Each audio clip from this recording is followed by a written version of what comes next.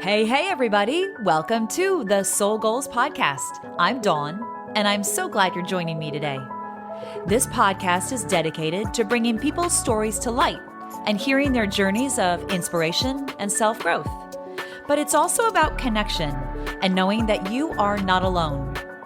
Each week, I get the chance to sit down and talk with an amazing soul, someone I've had the blessing of either meeting or following in my life. I am so grateful for my guests. Their openness and their vulnerability, it is unmatched as we share heartfelt conversations together about both their challenges and their triumphs. I hope that you can grab some inspiration and connection from my guests and their stories. I know I certainly have with each conversation. What an honor to sit with these brave souls. Everyone has a story, folks. And every story matters.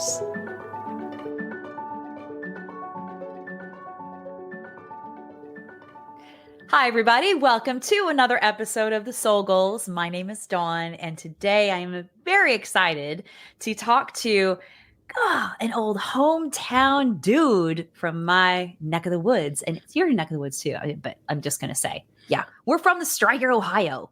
How crazy is that? Who is from Stryker, Ohio? Very few people, right? A small number. We're in Right. a sacred club. Oh my gosh. We're in a sacred club, the Stryker, Ohio Sacred Club. We are. Yes. Elliott Mueller is joining me today, but he's not living in Stryker, Ohio anymore. He went to the University of Michigan and played football for, this is so hard for me to say, for the Michigan Wolverines. And the reason it's hard for me to say, I know, I'm Ohio State, diehard Ohio State fan. And as we talk, you'll figure out, interestingly enough, Elliott and his family, you were raised in a diehard Ohio State household, correct? Yes, that's probably putting it mildly. Oh, God.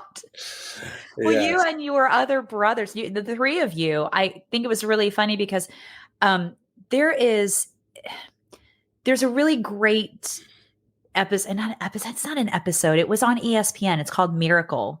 And I watched that earlier when it had come out, and I rewatched it the other day. And gosh, when I watch it, like I tear up because it's just so authentic, so genuine. But something that I caught this time around was that your dad would spray paint a football field on the ground outside on Saturdays for you and your brothers and him to play football.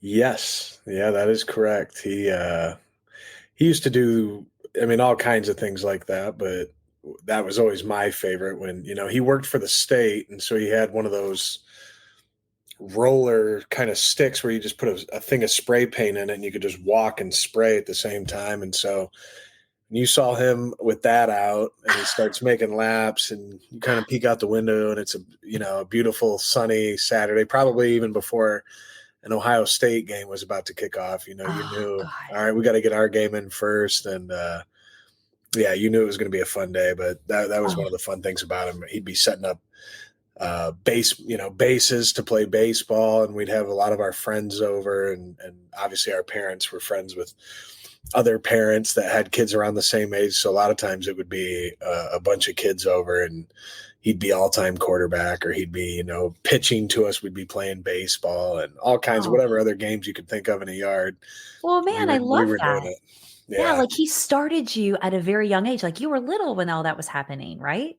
Yeah, very little. And a lot of times it would be my dad and I versus, because I was the youngest, versus my two older brothers. And it'd be like, 2-on-2 football. And, he'd be drawing plays up on his hand. We'd break the huddle. He'd say, you're going to run here, do this, do that, and come this way. And I'll throw you right here. Oh. But it was serious. It was serious business. You learned that, this was serious and, we're trying to win, Yeah, well, so that competitiveness was built into you early. That fire was built into you early because as you progressed in your game, you ended up moving away from our hometown. You ended up moving to a neighboring town called Wasion, Ohio. And that's where you got involved in football, more organized football outside of the stuff that your dad would introduce you to in the backyard, which then progressed you on to this amazing high school athlete that was recruited by numerous Division I schools. And Then it went on to Michigan. I'm going to say it again. Michigan Wolverines. Yes. Okay. I'm saying it. And then after that, you played for the New Orleans Saints for a bit. And then you also participated in the Arena Football League too. So you've had a really pretty cool career. But now living in LA, we were just talking before I hit the record, you are pursuing acting. And the latest is stand-up comedy that you're doing, which I think is brilliant. That's got to be hard though.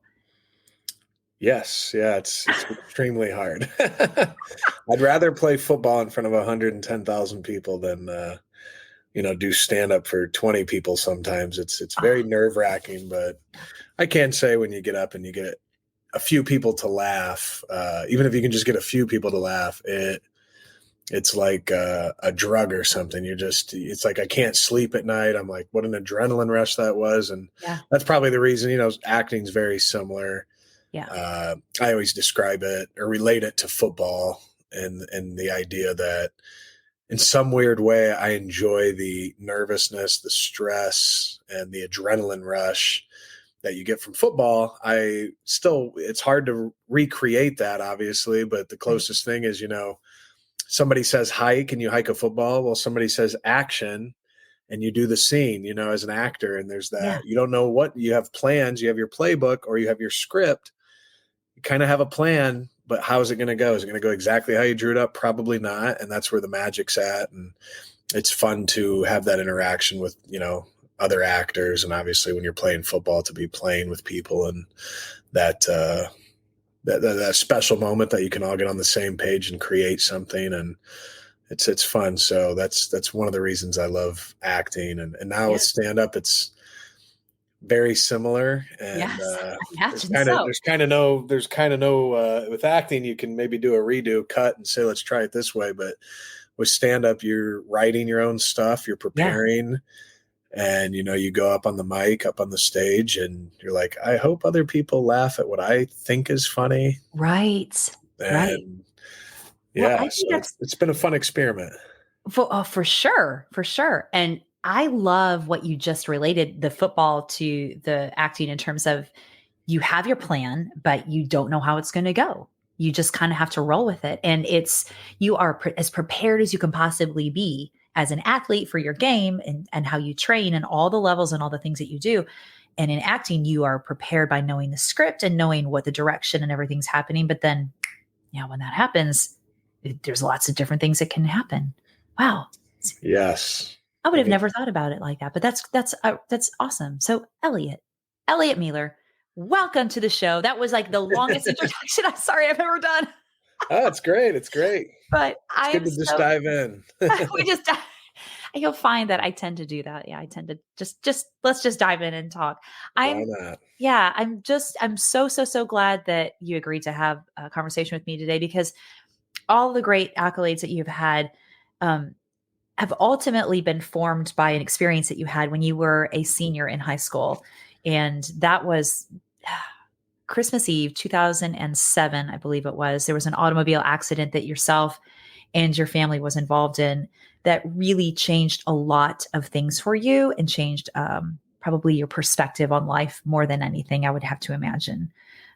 That automobile accident happened to take the life of your father, take the life of your girlfriend, your very serious girlfriend, and it also paralyzed your older brother from the waist down in that accident. You tore your shoulder, I know, from what your mom has talked to me about, trying to free your brother from the wreckage where he was trapped. And 6 months, you're supposed to move to Ann Arbor, Michigan and play football for a prestigious football program.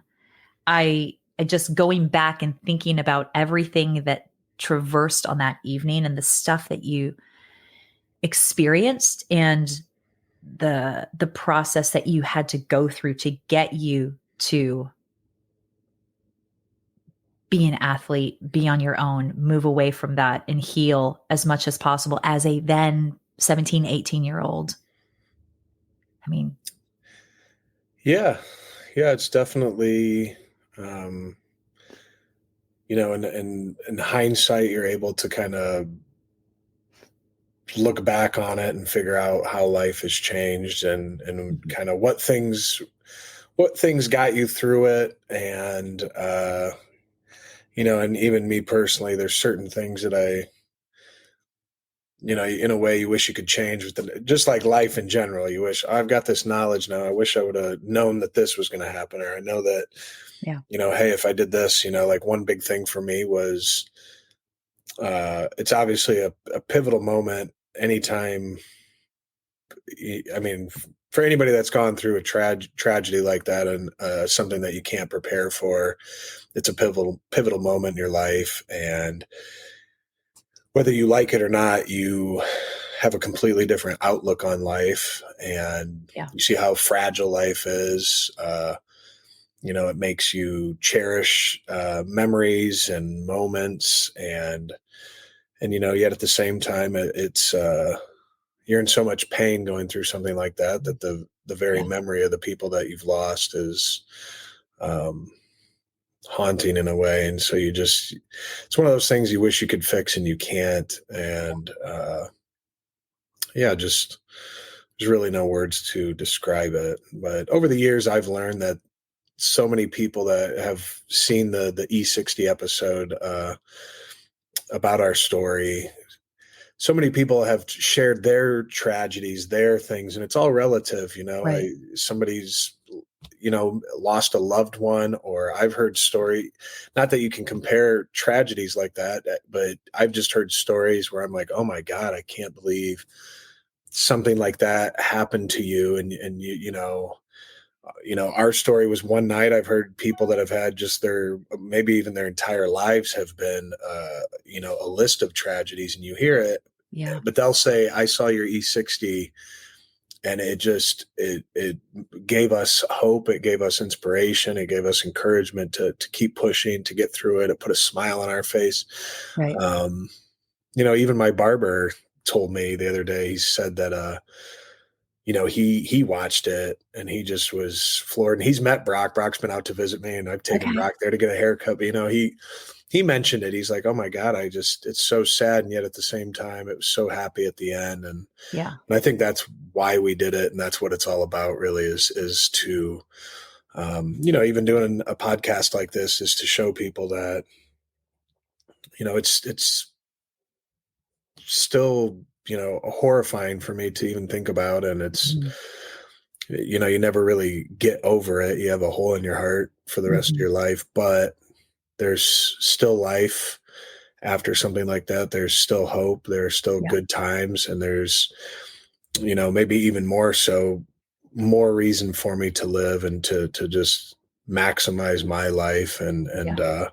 And that's the whole point of the miracle at Michigan, the E60 episode. The whole point, I think, for me is to encourage people that, hey, we've been through this, but this is what can happen if you are willing to fight back Yes. and I guess try to regain your life and Mm-hmm. you know um When yeah do you so think for you, as a person, because everybody heals and traverses through tragedy and all the challenges the way that they process, because we're all different. When do you feel that you got to a point where you felt like I have that fight back? I feel like I can fight back. um I'd say that's a difficult question to answer, because there are still times today where I wonder if I can fight back, and Ah, I think that's kind of like what I said. I feel like you always have that hole in your heart, and whether you like it or not, your life is forever changed. You view life in a different way. yes. There's really nothing, no book you can read, or even therapy was very helpful for me, but it's always going to be something that has happened to you and something that you went through. And, but I think it's just been an ongoing fight for me. And Mhm, I think the best answer for me, like you said, I had to move to Ann Arbor 6 months later mhm. and go to college. In many ways, I didn't want anything to do with football. I was like, football? Who cares Yeah, about a game? And the amount of work and effort that it takes is sometimes I don't even know how I got through that. And, Yeah. luckily Yeah. for me, I had such amazing teammates and people around me. It made all the difference. But the reality for me was that football, it's like on one hand, you don't want to play it. You don't even care about it. Right. And on the other hand, football was the thing that allowed me to escape. It allowed me to be in a place where I could actually search for my passion for it again, have Yeah. to really dig deep and find, why did I even like football? And, you start to examine your life and think back to when your dad was spray painting the yard, and the simple aspect of it, of playing with your brothers, playing with your dad, mom's watching and your friends are coming over, whatever it may be. That's where it all started. And so you have to kind of dig deep and say, you know what, this is maybe something that's bigger than me. And I'm surrounded by these teammates, and Yeah. even, more so just, I think, God really got me through it. And that's Right.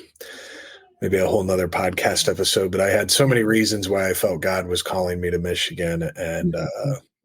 pretty much none of them had to do with football. And I didn't Well, find that out till later. So yeah, I think that's one of the most intriguing things, and I would invite everybody that's listening to this to tune into the miracle episode that we're talking about. We'll put that link as well up for when we release this podcast and this talk, because the basis for a lot of your healing, I would say, had to do and revolve around how all that I'm going to just call it a God thing that just dropped.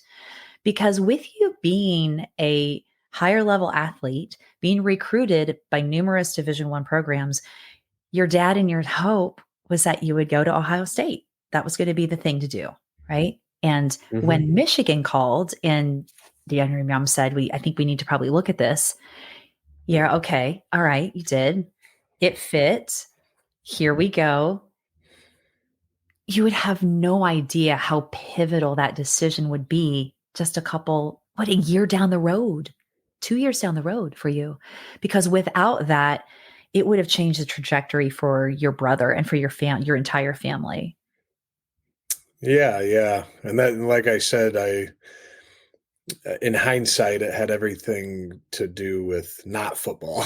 And Yeah, so, yeah, yeah. at the time as a recruit, and it's funny, I look back on it, and but that's what makes it such a beautiful story in the end, is that when I was a recruit, I was meeting with my pastor. I was really conflicted because the young Elliott wanted to go to Ohio State, and yet Mm, every time, um, there were many factors involved.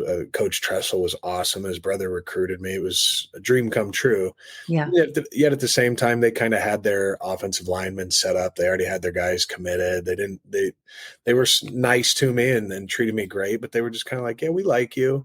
yeah, Whereas Michigan, on the flip side, we love you.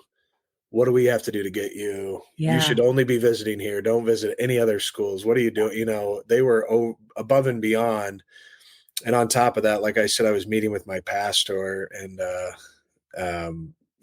there were so many little moments that I had throughout the recruiting journey that, make no mistake, it was God speaking to me. And I Yes. got made fun of as a recruit on, the recruiting websites, because they're like, recruit says God tells him to go to Michigan. Like, this guy's, Wait, this wait. guy's out of his mind, kind of thing. Cause I was very outspoken about it. I feel, Yeah, cause it's a big deal. Ohio State, Michigan, this whole thing. And I just right. said, I really feel a calling on my heart to go to Michigan. And like I said, my pastor and I would meet, and different, just all kinds of different things would happen where it was like I would pray and God would clearly answer the prayer. Mm. And I'm like, Elliott wants to go to, Yeah. for those that have faith, it's like the flesh wants to go to Ohio State, but, God is really calling me to go to Michigan. And on top of that, I fell in love with Ann Arbor. I fell in love with the staff and all these. But anyways, the whole point saying in all of that is there were so many reasons to go to Michigan. And as a recruit, I thought it was going to deal with football, and come to find out, it was the perfect opportunity for simply put, my family to heal and to Yeah. give Brock an opportunity, more specifically Brock an opportunity to heal, Yeah. and way bigger than football. And you can't make that up. It's like I look back and I see God's hand on it all, and I'm just like, I'm very thankful.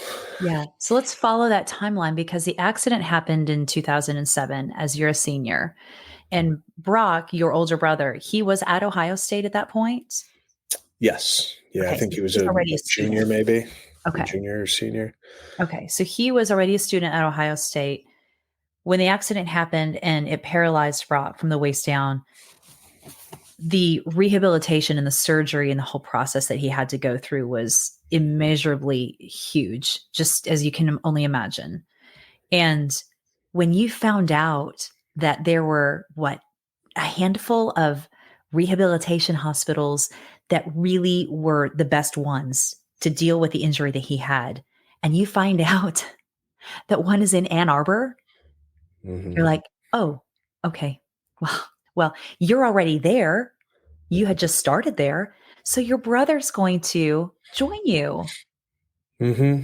Well, he really technically, beat me to getting up there. So I don't remember the timeline exactly, but uh, I think it was, within a month or two of the accident that he, was at Ann Arbor. Mhm. And yeah, I think, as far as football goes, Lloyd Carr had retired, and I had started to get recruited by some schools again that were like, Lloyd Carr is going to retire. We don't know who Michigan's going to get. Yeah. You should come to Michigan State, or you should come to Illinois. And I was kind of partly entertaining it. And my dad, told me, he goes, no, you committed to Michigan. You gave him your word. You're going to Michigan. And I think part of it was like, we just got all this Michigan stuff. Got rid of the Ohio State t-shirts or whatever. Oh We're not my. going through this again, but Yeah. one of his last things to me was, you chose Michigan, and it was beyond who was the coach, even though that was a big factor. It's like, you Right. chose it for the tradition. You fell in love with Ann Arbor. You're going to a storied program that, all many different reasons. But so anyways, I was going to Michigan Mhm. regardless of who they hired. Yeah. They end up hiring Rich Rodriguez right around, the same time that the accident happened. And so anyways, by the time Brock, um, ends up in the hospital up in Michigan, they probably hadn't been on campus, I don't know, maybe weeks, a few weeks. Right. And so one of their first things was to visit Brock. And I say they, I'm talking Rich Rodriguez, the head coach, and Mike Barwis, the guys who would ultimately end up training Brock, Mhm. even though all they knew was that, hey, one of your recruits' brothers is here at the hospital. We'll send some players up, some coaches to meet with them. And so anyways, all that to say is, who could have known that the people that didn't even recruit me, I think Brock might have even met them before I did. And Oh my so, gosh. He met your so coaches before and your athletic trainer before you did. I think so. Yeah. And at that time, again, your mindset is pretty much, I don't really give a damn about football at this point. So Right. whoever's I don't even know what's, happening in my life right now. So Yeah. wasn't exactly a high priority, but they made sure to come visit. Mhm. And so anyways, who knew that the moment they got hired, that this relationship was going to start with this Brock Mueller kid. And I think it was maybe a year later when Brock really started to get, movement in his legs, and all of a Mhm. sudden this kind of like, hey, maybe we really can, build something here. He's moving his feet. And Yeah. then the whole relationship with Mike started. And, Yeah. I love yeah. that, by the way, because when as I'm watching that, the character of your athletic trainer, Mike, that you're talking about, was just no nonsense, foundational. This is what we're going to do. This is what we're going to make happen. It's what I am committing to this. And when I say committing to that, your brother was at a point where he had to leave that specific hospital and move on to something different. And because of that relationship that was built by those coaches that reached out to your family in need at a really, really low point for everyone. It was, um, gosh, it's beautiful to think about because they took your brother on as another athlete. They took him on as another athlete. Yeah, no, exactly. And I think the way I remember it, they obviously met him shortly, after the accident when he was up at Michigan. And I think it was, uh, just trying to reach out and be supportive. And I don't know that there was any conversation of like, we're going to get you walking again. Cause he, was in really bad shape at that point. But Yeah. the way I remember it was he had come. That's why I say a year later, he was up at a spring practice where I, had been at Michigan for a year, and we're walking out to practice. Brock is still in a wheelchair, and we're going through the weight room as we're walking out to practice. And I say I think my mom was there, and Uh-huh. Brock and my brother Blake and his wife and so on. And so way I remember it was that Mike saw him then. It was like, hey, how's, they knew each other or whatever, but how are you, what's going on? What's Yeah. going on here? And he's like, well, I can move my legs, and I'm starting to get feeling, and I'm starting to get all these things were starting to come back slowly, but surely progressively. He was getting more and more. And so I just remember Mike being like, come over here and hop on this, this ball. Because if you want to walk again, we got to build your core up. You got to have a Yeah. strong core to be able to balance and hold yourself. Get over here. And I was just like, good What, luck with that. I'm what going to is go out to happening? practice Oh, because I knew what Brock was getting into. And yeah. so, Yeah. anyways, it made me laugh. But that's, to me, that is where I don't think Brock came out to practice. He's in jeans and a jacket. Yeah. It was, And I no one come was back in and he's anticipating drenched in that. sweat, and the Yeah. way I understood it was just that it was a challenge of, I don't know how to make someone walk again, but I do know Mhm. the human body. And Right. and Mike is, that's why I say it's such a God thing. I mean, there's so many layers to it, and Yeah. moments and people, but Mike is not only the best at what he does, but he's also so humble to be willing to say, I'm willing to learn. I'm Yeah. always willing to learn. I'm always willing to research. And even though we're doing it this way now, maybe something will say that this way is not the best. Right. We'll try it this way. And so to get somebody like Brock and say, I don't know the human body, or I don't know how to make someone walk, but I know the human body. Right. If you're willing to put in the work, I'm willing to do everything we can to get you to walk again, and kind of an experiment, but like, Yeah. I think I can do it. And Yeah. Brock's like, all right. And Yeah. that's where it began. And And the beginning for him was him actually walking across the field on a season opener, right?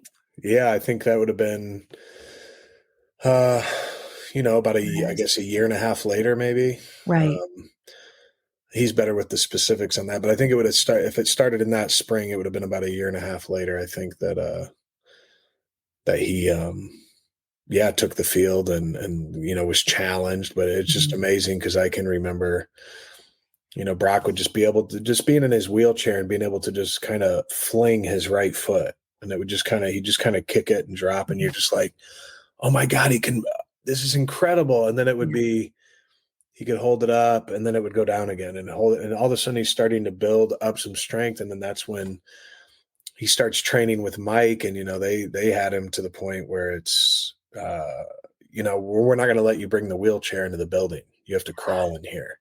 Oh So my. how does a baby learn to walk? A baby learns by crawling. And it was kind of like, okay. And, Wow. it was at the point where they let him bring the wheelchair to the doors of the weight room, and then Yeah. he'd have to crawl in from there. And then it was, now we're not going to let you bring it into the building. He'd crawl in through the building.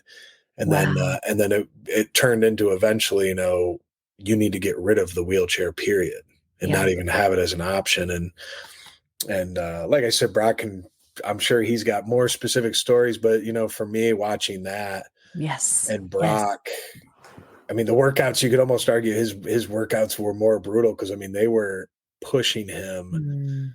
They were treating him like one of the players, and but his workouts, were to get him to walk again. It's like there's way Yeah. more at stake here, and so I think in many ways they really pushed him to the limit. And Brock never complained, never Mhm. quit, never missed a workout. I just, to this day, I'm just blown away at his work ethic and Yeah. what he did, and I just think of myself and I think, God, there had to be days where it's just like, not today. I can't. I'm tired. Right. This and that. I don't want to make the drive. Right. And he showed up every time. And yeah, Well, that's a testament though to your dad that raised you. If I think back to that as a parent, the things that you want to instill in your kids is that drive and that motivation and that no excuses and that don't back down from a challenge. Like give it your all. If you commit to it, give it your all. I mean, you committed to your process and look where you landed in a great program that again was everything that you're explaining it's just such a God thing and that you would not know. I think it was really interesting. It's like the flesh wanted this, but yeah, yeah, but God had other intentions. And I think yeah, that is such a huge testament to the fact that we have such a hard time releasing expectations around certain things. But I want to know a little bit more about how you felt as, and you talk about being blown away by his determination and his work ethic. Tell me what you felt when you, your older brother, Blake, Brock, and your mom walked across that football field on that opening day to what, 100 and how many? 113,000 people? yeah. I think it was a record at the time. Oh, Yeah. gosh. It was incredible. And I was very split because I was a player, and so I was trying to mentally, probably for selfish reasons, mentally trying to keep my mind off of, because I was so nervous for Brock. I'm like, I gotta focus on the game. I gotta focus on the game because I'm like, Yeah. I'm about to go play a football game. And I don't know whether to puke or cry. Yeah. I'm like, Right? because I was so nervous Oh, for him, and yeah. I know my mom was, and not that, even if he had fallen, he knew how to get up, and there was a game plan that, okay, fall, the crowd's probably going to cheer even harder for you to get back up, Right. and your brother's going to be there to help you. And but yeah, I was just so nervous and so excited for him, and proud of him. And Right. just, it really was a culmination of all the things that were happening behind closed doors. And there Mhm. were obviously, it wasn't a secret that he was training with us, but Mhm. day in, day out, to see the work he was putting in and the things they were doing to him. And Yeah. just, like I said, it was almost an experiment, Yeah. trying to figure out what do we got to do to push him to get him up again. And the Right. fact that he did it is just blows my mind. But that moment walking out into the field with the people cheering, it was really unbelievable. And it was really, for our family, I think, a healing moment to I was kind just of, gonna say, yeah. I don't know how to say it, but almost like a strike back of saying, you know what, we got knocked down pretty hard, and there's Mhm. nothing that's going to change losing our loved ones. But damn it, this is the best we can do here, and it's pretty good. and Yes, so yes. it was awesome. That culmination, like you said, of everything over the course of the previous years. Yeah, the knockdown that you guys all went through. That that healing, your brother was that catalyst, but it had to be you, right? And your process that got to that point that you had no idea why this was such a space that you had to go to, and why all these things were happening like this.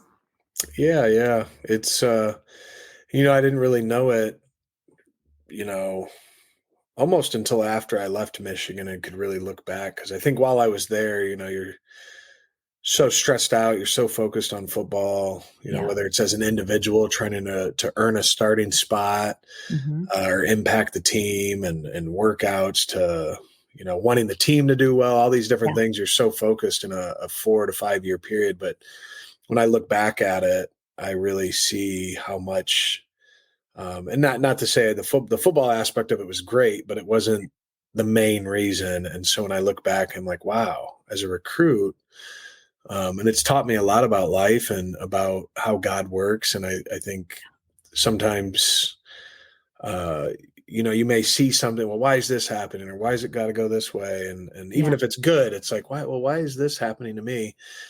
I think sometimes I don't know. I've heard it described as, you go through life and all the ups and downs in life, and you just wonder why. And then when you really look back on it, you realize it's a finely crafted novel. and everything Mm, somehow makes sense. yeah. And I I saw Joe Walsh of the Eagles say that, and so he's had a pretty wild life. But Yeah. that always struck me, and I have a lot of life to live, obviously, still. But when I really look back at those years and the valleys, to put it lightly, Hmm.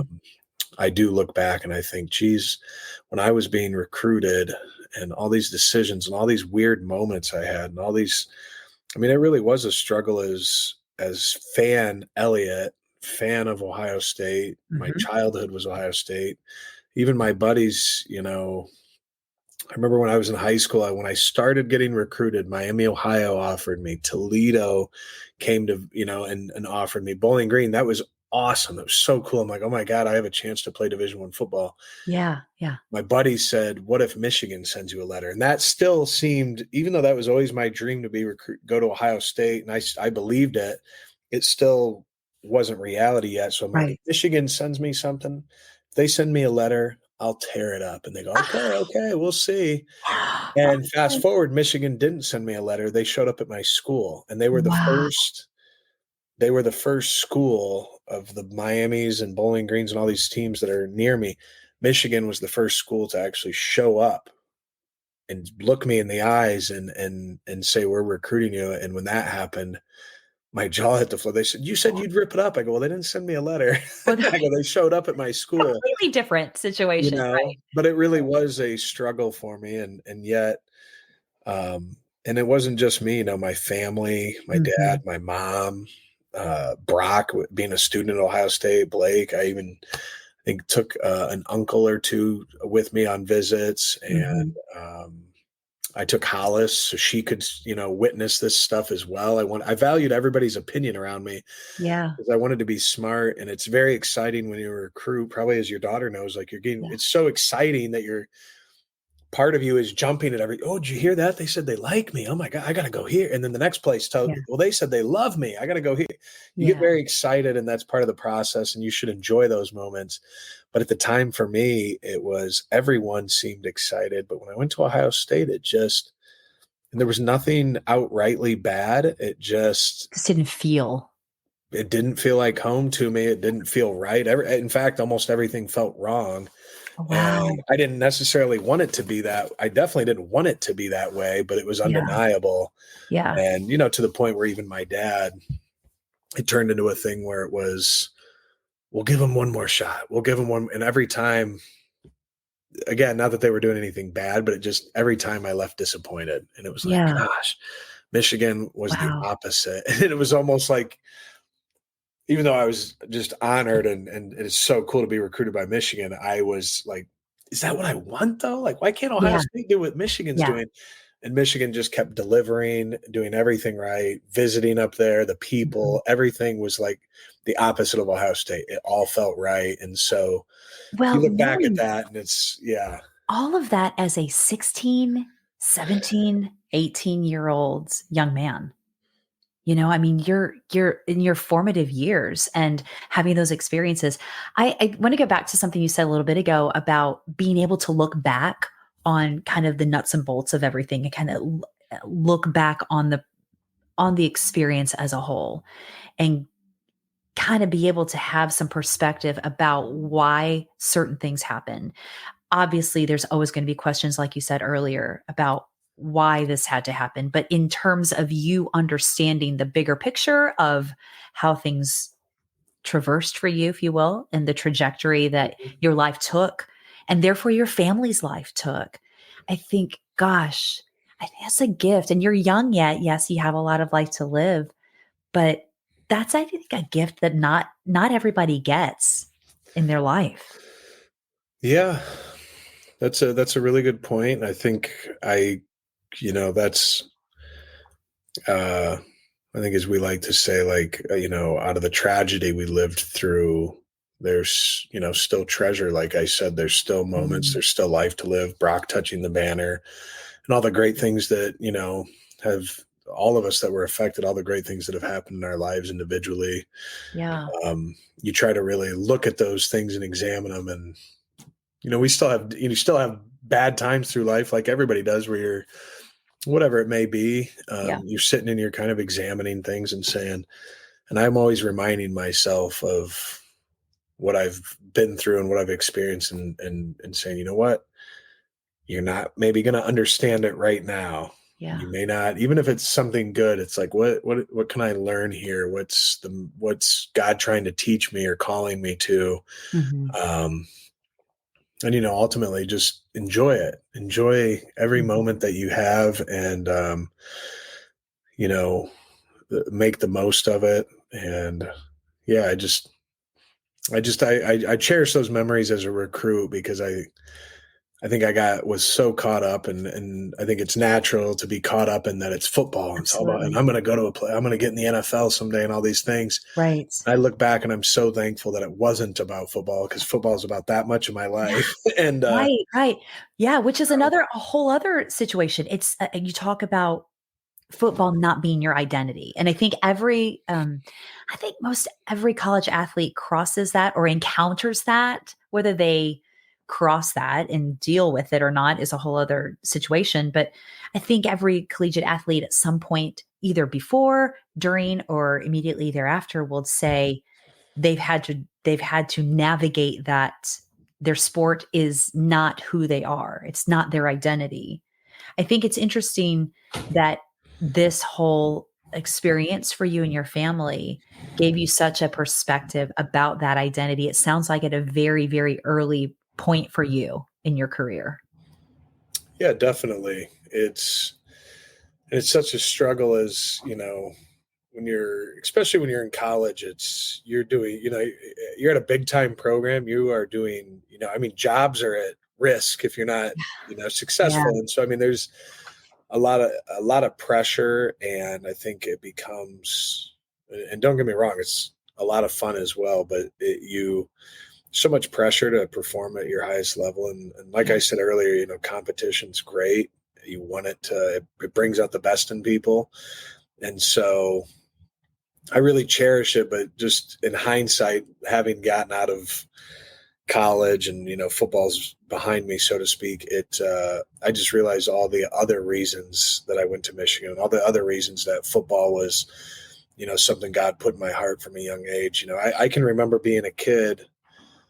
Gosh, I must have been, I don't know, 9 years old, 10 years old, maybe. I mean, maybe even younger.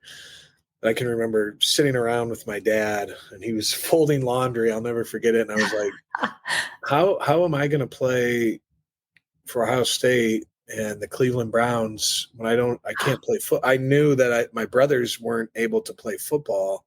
Yeah. And I didn't understand why at that age, but I just knew that they weren't. It's like, well, your Yeah. school doesn't have football, but I had cousins that had school. I was like, how am I going to do that? And it's like, Right. and I'll never forget my dad telling me, you will. Yeah. And I don't know what, how he Wow. What a knew that, but he moment. was so encouraging. And Mhm. I've never forgotten that, but he was just very casual about it. You Yeah. will. And, a couple, whatever it was, 2, 3 years later, we end up moving to, Wasion, and I have the opportunity. I mean, shoot, I think before I was even fully enrolled into school, it was like we were getting signed up in the football program. Oh, I love it. And, but, I think back to that, and I think God put that on my heart at a very young age. And again, was it about football? A little bit, yes. I enjoyed football. It was great, and it opened up many, many doors for me and great Mhm. experiences. But at the end of the day, it was much bigger than football, Right. and I'm so thankful for that. And even now in my career now, it's like the connections that I have because of Michigan, Mhm. and different people I meet out here in LA that are Michigan people, or, hey, I know a Michigan guy, or, wow, you played at Michigan. Okay. And it has opened so many doors up for me Yeah. in what has ultimately become my career, where football, like I said, is this small window, Yes. and you can't play it forever. Yeah. And, but you can use it to open up doors for you later in life. And just Yeah. It was your a lot of vehicle. lessons. Yeah. It was your vehicle to get you to where you are. And like I don't want to like make it sound like you're carrying the weight of your family and the tragedy that you all had to go through. But it's almost like you were the one that that paved this way for this healing process to happen, and everybody in your family had these beautiful pieces You are all such an integral piece of that healing process for you. And football being about that much, right? Just that small opening of that door. Yeah. How well, again, just a really, really great God thing, right? Yeah, absolutely. And I'm so thankful for it because, like you said, my family, I may have been the guy that went to Michigan, but my family was such a huge part of it. My dad instilling the love for football in me Mhm. and hard work and the passion for it. I mean, really almost through osmosis, watching him, how fired up, we'd go to my uncle's and, be watching an Ohio State game in his basement. I mean, they're throwing their hats and yelling Yeah, and stomping around, and you kind of learn like, all right, this is the way yes, this is how I should be yeah, doing it, and yeah, we're, yeah. we're mad. I'm not sure. I'm just a little kid. I'm not mad. I don't know what I'm mad about, but I'm mad, and I'm yelling at the Yeah, TV. yeah. And then my mom, she was always very out of the box thinker, very, Yes. if you have a dream, you go for it. Yeah, And it doesn't matter how crazy it sounds or what other people might think, you're going to do it. And right. she's so casual about, it just is natural to her that you're like, Yeah, okay. And then my brothers, they were sports legends in my eyes growing up as a kid. yeah. Blake and Brock were such great, you know, specifically basketball were their sports. And I Okay. just looked up to them as a kid, and to have my brothers to look up to and really set the bar to say, all right, Mm. Mhm. I want to be. I mean, gosh, my freshman year of high school, I almost quit football because I Oh, wanted to why? focus on basketball because my brothers, that's what we do. We're Wow. basketball guys, Oh my. and That's so, crazy, Elliot. but yeah, but I had brothers that were, so good at basketball and kind of setting that tone of the importance of sports. And so Mhm. I was just very blessed with my family Yeah. to all the little roles that they played in my life and still do, but, really paved ways and inspired me and always encouraged me, even as crazy as it was going through school as a little kid. I I mean, I still have little books from fifth grade. I'm going to play football at Ohio State, Oh and my then I'm going to goodness. go be an actor, And Oh my so goodness. from a young age, I had those beliefs, and nobody in my family ever doubted it for a second or tried to Yeah. tell me I couldn't do it. And, you go through school. That's why anytime I see a kid in school, it doesn't matter if he's a string bean, a little kid. He goes, "I want to play football at Michigan." I'm like, "Well, you can do it," And that's Yes. what Yes. I had. I had a lot of support, and oftentimes it came from people outside of my family. Were like, "You can't do it. Are you crazy? You're Yeah. going to play at No. Ohio Yeah. State?" And it's just Yeah. because people don't really do that. And so Right. my Yeah. family was always so supportive, and I had other people in my life throughout the years that were so supportive. Mhm. And again, I just look back at it all, and I'm thankful for the vehicle of football. I'm thankful that it Mhm. was on my heart at a young age, Mhm. and yet it had nothing to do with football. So it's a beautiful story, really. It truly is. I want to say there is a quote that that was mentioned in Miracle, and it was your dad's saying, "If you don't have good dreams, you'll have nightmares." Yeah, Like, tell me a little bit about how that echoes what it was that you just said, because like the dreams that you see, you talk about your parents being so casual about their belief. It's just like innate. It's a very, hmm, very yeah. It's a no brainer. You want to do it? It's available. Go get it. yeah, yeah. It was, like I said, it was, and it came. I was also aware that it came at a cost. Like my dad and mom Mm, would both be, all right, well, you're going to have to work for it. And yeah. like I said, my mom was always the out of the box thinker, kind of, well, yeah, you're going to play college football, but like, what NFL team are you going to end up on? And that kind of thing, where, and it was just, it came off so, uh, like, yeah, like I said, natural, Yeah. that you really do believe it as a kid growing up. It's all right. Let's go for it. But yeah, that quote that my dad always used to tell me, and like I said, I cherish all these little memories because it was before I was recruited. It was Yeah. before, Yeah. even though I knew it on my heart and my parents knew it and all these things, it was like, they really knew it. And my dad was Yes. just go for it. If you don't have good dreams, you're going to have nightmares. And the funny thing about that quote too is, and again, another God moment, but it's from the movie Diner. Okay. And Mickey Rourke says it. And Steve Gutenberg is in the movie as well. When I moved to LA, the first person I met in LA was a guy I was connected to through a Michigan teammate, but he's neighbors with Steve Gutenberg. I end up meeting Steve Gutenberg, and I go, and he gives me a lot, and still to this day gives me a lot of great advice with acting and different things. Mm-hmm. But when we first met, he gives me all this great advice. We met, we grabbed coffee. He's the greatest guy. But as we're walking away, I just said, hey, by the way, I just wanted to tell you, my dad used to share this quote with me, and he cut me off. He goes, I read the story. I know about the quote. That is incredible. And he knew how special it was that this quote was something my dad used to say. And here I am meeting one of the guys from the movie. And then fast forward, I signed up about a year ago for Brazilian Jiu-Jitsu at the gym down the street. And my first day at Jiu-Jitsu, Mickey Rourke is in there doing Jiu-Jitsu. Oh my gosh. And so I'm like, this is insane to me. So anyways, and he's the one that says the line, but that's where my dad got that line, but he believed it. And, he would say it with a determination, a sternness about it. Like, have those dreams, but like, what are we going to do? Get outside, shoot your free throws, jump your rope, lift your weights, whatever it was. He was always pushing me and to be prepared that there would be a day that would come when I would be recruited. And are you going to be ready? Be ready. Be ready to walk through that door when that opportunity approaches for you. Yeah. Exactly. Do you feel like those angels are around you? Your girlfriend and your father? Yeah, I definitely do. I don't, I was just talking about it earlier today, but I call it winks from God. I have all these moments that have happened and all these stories that I write down in my journal that have happened to me on my journey through life. And it's undeniable that, God's fingerprints are on my life. And, but I always call them God winks when I have these moments that just are kind of ways of, they're maybe not anything specifically impactful, but running into Mickey Rourke, maybe, something like that, where I just have to laugh and say, you know what, God's telling me I'm on the right path. I'm doing the right thing. I'm where I should be. Right.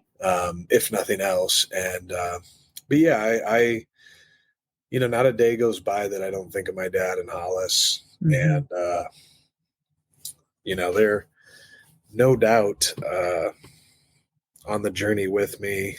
And,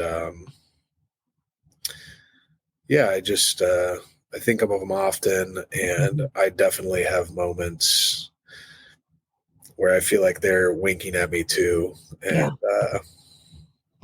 so I cherish moments like that. And like I said, I not a day goes by I don't think about them. And it's at a point now where it's very encouraging for me to think about them, and inspiring for me, and wanting to make the most of my life, and what life I have. I want to make the most out of it, because I realize it could be gone tomorrow. It could be gone at any minute. Yeah. And I want to make the most of my life for my dad, for Hollis, for my family, who still to this day is so supportive of me. And if, and to also inspire other people to go for their dreams. And I always say that one of the greatest gifts, if not the greatest gift someone can give you is belief. Yes. I've had it throughout my life where people have looked me in the eyes and say, I believe in you. And sometimes when you don't even believe in yourself. And it's just always been so valuable to me. And like I said, I think of my dad and Hollis all the time, and how much they believed in me. And in many ways, my life, I try to live it in a way that would make them proud. Yeah. Do you feel that's probably one of your biggest blessings to date, having gone through everything you've gone through at this point? Well, I think it's Is that to belief? me, yeah, I think to me, it definitely is the encouragement that I had. And Mhm. like I said, I think about my dad and Hollis all the time. Every day I think about him at some point, and sometimes it's something I can laugh at. Sometimes it's something that makes me want to cry. Right. Sometimes a lot of the times it's some funny story or something that I think of, and I cherish those moments, because as the years go by, you start to forget what they were Right. like, and you really think Yeah. about, I have friends that will tell me, remember the time that your dad, I just had a buddy do this the other day. Remember the time your dad, we were at a Wendy's, I guess, and he put on the Wendy's, I guess they had a wig or something, the red pigtails, that Wendy's has. And he, take a picture of me.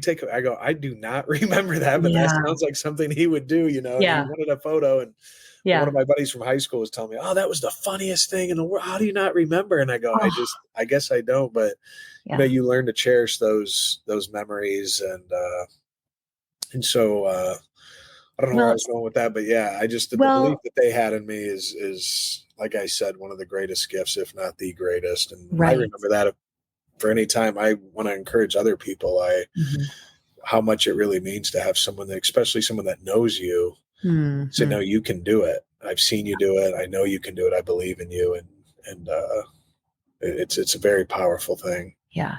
Well, as the memories diminish as the years go by, I think one of the things that really strikes me from everything you've said so far is that belief in you and that support and that drive that, yes, you're going to do it. Yeah. Is just stronger. It's just growing, Mm-hmm. And and that's, how do you even categorize that? How do you even categorize that? yeah, that's where I say, like, the winks from God. And sometimes it's, uh, feels like winks from my dad and Hollis, Yeah. where, it really does feel like they're on the journey with me. And Mhm. it goes back to the days when I was recruited. Like I said, I'd get made fun of on some recruiting sites. This guy says God's telling him to go to Michigan. Are we serious right now? And for me, I'm like, I know how insane it sounds, believe me. And Yeah, in some yeah, ways at the time, I had my struggles where I'm like, God, could you please give me a sign to go to Ohio State? Like, why is everything awesome at Michigan? Why do I right. love Michigan? Like, this isn't the way it was supposed to go. Uh, so yeah, I know how crazy it sounds, but I still have those moments now. And like I said, everything that I can look in hindsight, looking back, everything that's Mhm. happened to me, there's no question in my mind of God's hand on it. And so I remind myself of that now. And so when I have those moments, I'm like, I may not understand why this is happening, but I can tell God's letting me know I'm on the right path. And Mhm. even in the down times, he lets me know that he's with me. Yeah.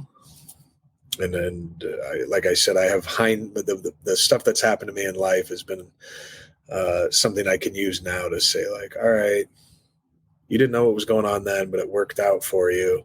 Right. Let's keep trusting and having faith in God's Yeah. making Trusting. it happen. Trusting. I mean, you were asked at a very young age to trust the process. Yeah, Yeah, I mean, let's talk about trusting your process. Yeah. yeah, And as you age, what a beautiful gift in the face of tragedy that you had to go through. And what a beautiful gift of trust and faith and a really, really good perspective, and I think for anyone hearing this, it's not diminishing your experience and what your family had to endure and the days that are low that are still happening, that still occur for all of you, I'm sure. It's rather looking at the other side of the coin and understanding that how fundamental the faith is for you and the trust in that process and how it all transpired to get to a point to bring all of you um, more full, more whole in the face of tragedy. yeah, absolutely. I think Mhm. it's, you know, you're really reminded of how precious life is. Yeah. And, you may not remember it every day, but I have time, probably so many times where I might think, well, this isn't working out, or I had an audition. I can't tell you how many times I get an audition for a football player and I don't get a call back for it. I'm like, I'm the guy, I've got I at least a gotcha. call back, at least give me one more chance. Like, I feel like Yeah. I know this role. And, Yeah. but I remind myself that, you have to enjoy the journey, and the journey Mhm. is the destination. And I Mm. think all the time I remind myself, be happy, be present. Yes. Life can be much worse. And, God doesn't design us to live in fear, live in this place of, like I said, I'll always have a hole in my heart. And I've accepted that, Mhm. um, it's not necessarily that you heal, but that you just accept that you have this hole in your heart where Mhm. these people, your lost loved ones. But knowing that, I'm able to move forward and really enjoy the present moment, and Yeah. try to make the most of my life that I possibly can. With, like I said, you just never know. Shoot, just this morning, I got horrible news that one of my teammates from Michigan passed away last night from colon cancer. Oh, And wow. I'm so um, sorry. Craig Rowe, he was just, I mean, he's younger than me, and I just completely shocked. I mean, there's really no words when you hear something like that, but Yeah. and yet I think he was a guy who, I wasn't extremely close to him, but I even played pro ball with him. We were roommates Oh, when we played pro ball for a little while. And yeah. he was a guy that always had a smile on his face and played football at 100 million%. He always gave everything he had. He Mhm. always had a real smile on his face, and a strong faith in God. And Mhm. I don't know. I just, that just obviously happened this morning that I heard that. And I think Mhm. it's a reminder to me that, Craig lived with a real passion in life. Craig Mhm. seemed to Mhm. uh, just be always, he used to say, turned up, turned up. He was always really, I mean, he really was that way. And so Yeah. I don't know, I don't know what it all means, but I think of Craig and I think of how passionate he lived in life. And Yeah. it's just one more opportunity for me to remind myself, you Yeah. don't know when your life's going to end. You don't know what valleys are coming or even peaks that are coming, great moments. So always Right. be prepared, and just to be present and to enjoy every second that you have, and to make the most of it. Yeah. The journey is the destination, you said. I love that. No Yeah. truer words have been spoken. Yeah. The Yeah. journey is the destination. And the people that are along the ride on our journey can be such the inspirations for us to continue moving forward and continue staying in the present, continue trusting our process by being examples of um, just being the human beings that are living that mission, if you will. Like they're living that out. Yeah. Yeah. It's, I mean, I like to think of that. The journey is the destination all the time, especially when I reflect back on Michigan too. I think of sometimes I was, and obviously had just gone through a crazy moment in my life, terrible tragedy. But I think a lot of my years at Michigan, it was just so stressful, Mhm. trying to heal and trying to pursue something in football, Yeah. and just being caught up in this almost where you can't mentally just check out, and Yeah. examine your life for a second and say, Yeah. can I just get a break here? And but at times I wish, um, and I had a lot of great times at Michigan, but sometimes I look back and I wish, I wish I would have just been present and enjoyed Mm. the moment. And Yeah. it's not to say I didn't have times like that, but I look back and I'm like, man, wish I would have relaxed a little bit and not Yeah. been so focused on, whatever, trying to get the starting spot or trying to improve here, try to do this. It's like, Yeah. and it's again another opportunity for me to remind myself now, when I don't get the audition or I don't book the job, or what am I doing? What am I going to do to get another audition or to get an opportunity? It's like, calm down. Right.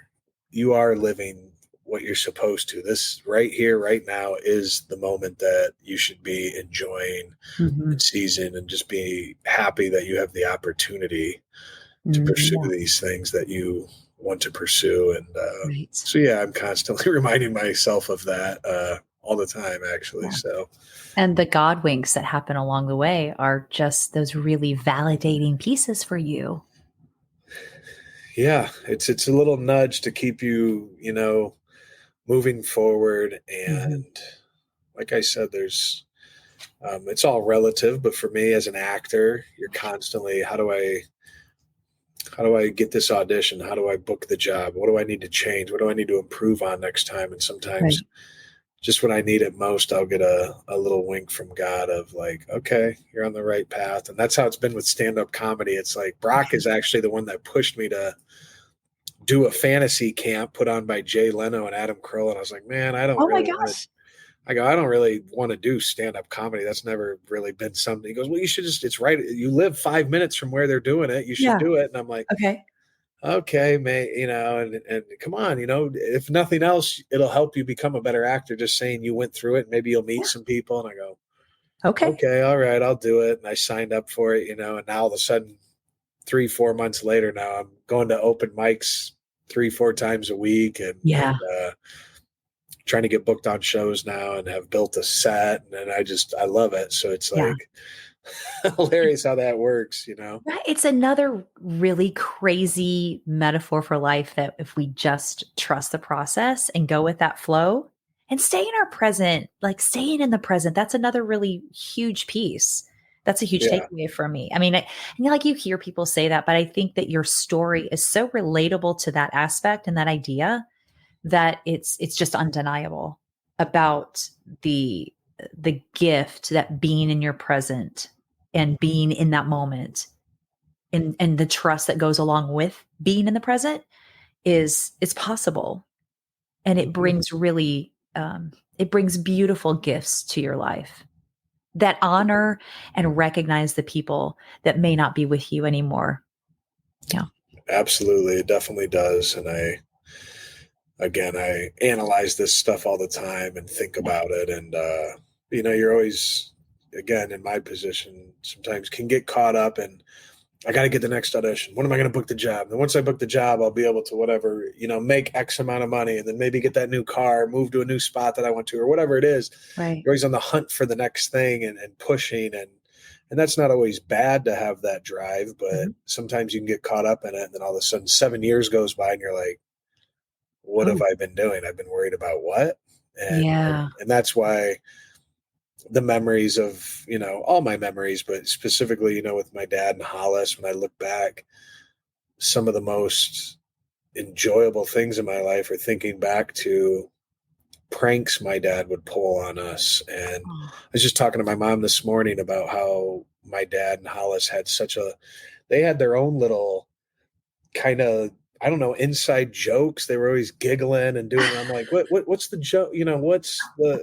I don't get the joke. And it's like, you wouldn't get it. And it's just like, Oh. and Oh. like my mom said, almost in a way that they, knew they'd be going to heaven together They at the be same together, yeah. time. And Mhm. but I cherish that because my Yeah. dad really did have a great relationship with Hollis, and really Hollis's family and my family. I mean, we'd go to the movies, we'd go bowling together. I don't know how many high school couples bring their parents with them to go, and brothers and Take to their bowling date. and sisters Yeah. to go to the movies and different things like that. But we would do those things, and I've had a lot of awesome moments in my life and experienced some really great things, and yet some of my most cherished memories are sitting at home watching a movie with Hollis or with my Yeah. dad, and little stupid jokes we had and Mhm. quoting movies and things like that. And so knowing that, I think about that now, and I think don't get caught up in the rat race. Enjoy the people you're around, the people you're with, Right. and be present. Yeah. Be present. Be present. Yeah. Elliot, man, gosh, this has been such a great time talking to you and hearing about your belief, hearing about your journey, hearing about your faith and everything that goes with it. I see that that inspiration just oozing out of you. And I hope that people that are watching this can hear it because it's so present. Speaking about present in another direction, right? Yeah. Yeah, it just really is. And I think that we have so much that we can teach one another. And I just want to say thank you so much for being so honest, open, and vulnerable with being able to talk about how a tragedy has turned your life into these miraculous little points and how you find that balance and being honest enough to also know and say that it's not all okay. There's days because we're human, Yeah.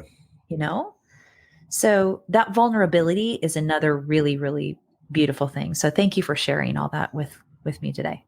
Yeah, of course. I appreciate you having me on, and a lot of times talking about this stuff. That's what I learned in therapy. I would encourage anybody that has gone through tragedy. And like I said, it's always relative. I mean, Yeah.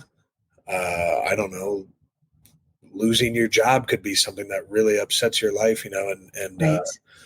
or going through something like I did. And like I said, I've met people that have gone through, it sounds like their whole life has been a tragedy, and somehow they're still pushing. Mhm.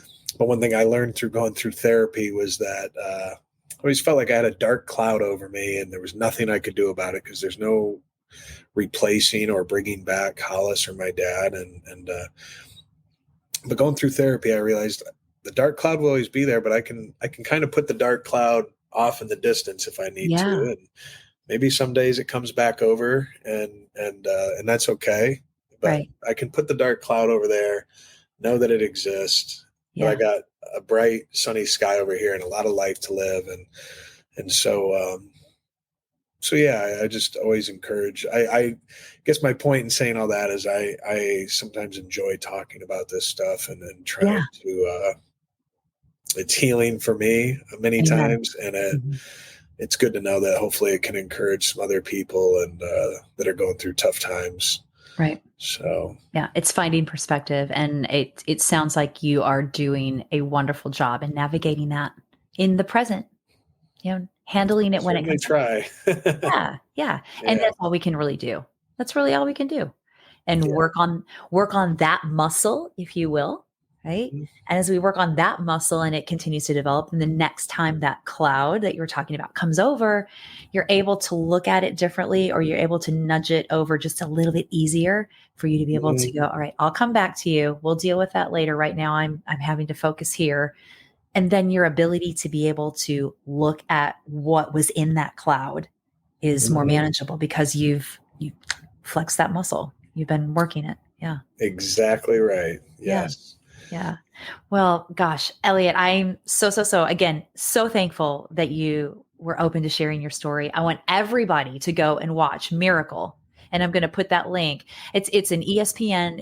Would you call it a short? It's not really a short. It's like an hour long. Uh, yeah, it's a E60. I mean, that's the thing. We did they did like a 15-minute one, then they did a Uh, 30-minute one, and they're like, you know what? I think we want to do a full hour and yeah. get the whole.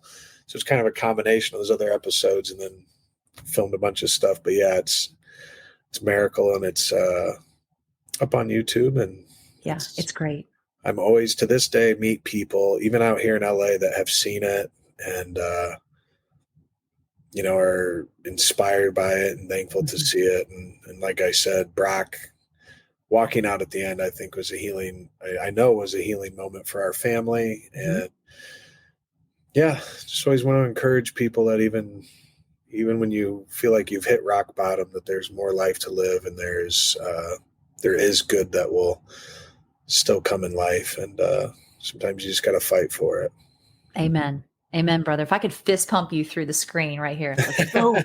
Yes, there it is. We I just did got it. you. Oh man, before I let you go though, I want to wrap up with this is going to be fun. I want to wrap up with some rapid fire questions to kind of lighten it up a little bit and to Sure. show another side of your personality.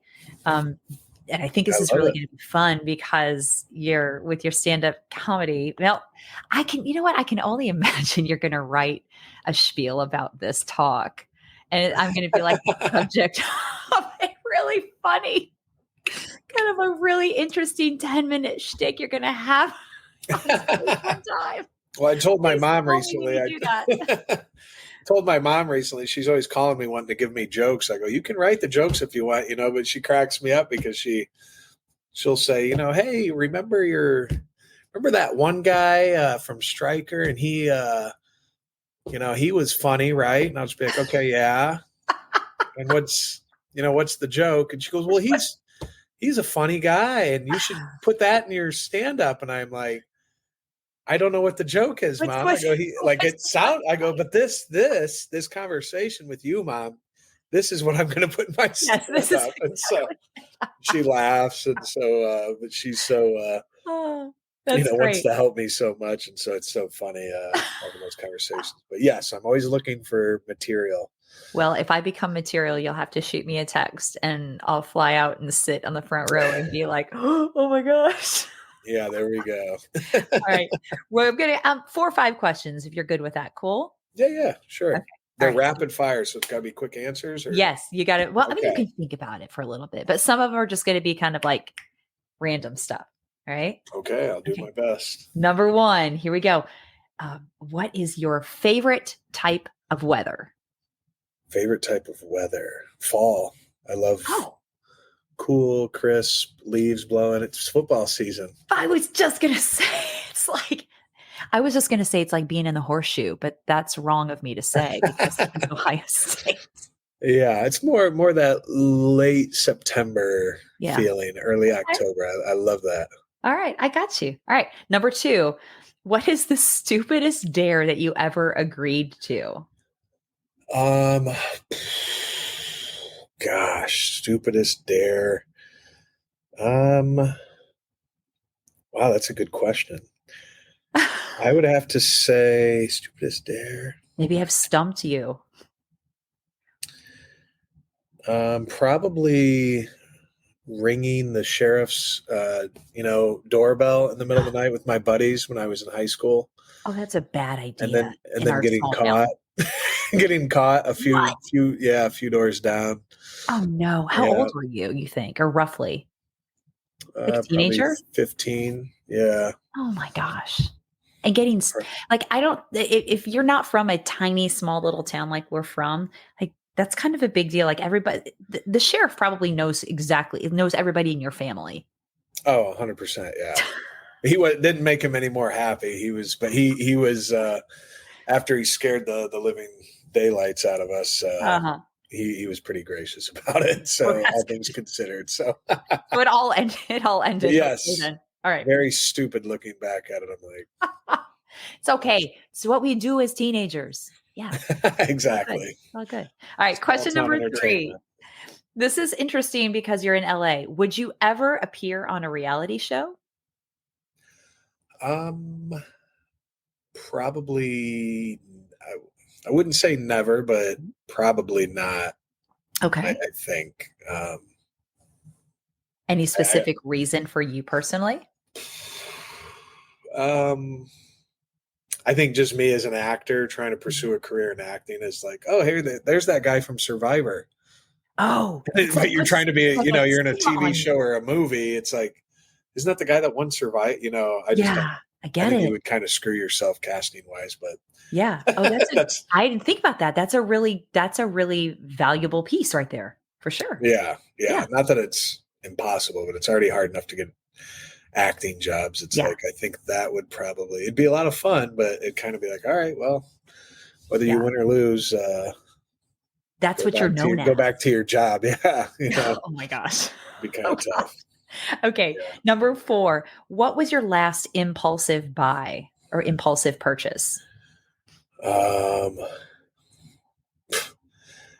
mean, nothing big, but probably, I would have to say some sort of a fast food on Uber Eats that I shouldn't have been getting. Oh no. Probably. What's your favorite fast food? What's your go-to food? Like fast food?